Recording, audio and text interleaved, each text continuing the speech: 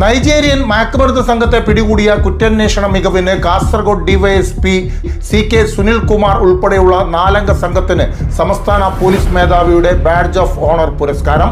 Kundara SI PK Pradeep, Vidyanagar police station senior civil police ഓഫീസർമാരായ Sudheer Babu, Kasaragod town സ്റ്റേഷനിലെ senior civil police ഓഫീസറായ വെള്ളൂരിലെ ദീപക് വെളുത്തുട്ടി എന്നിവർക്കാണ് DGPയുടെ ബാഡ്ജ് ഓഫ് ഓണർ പുരസ്കാരം ലഭിച്ചത്.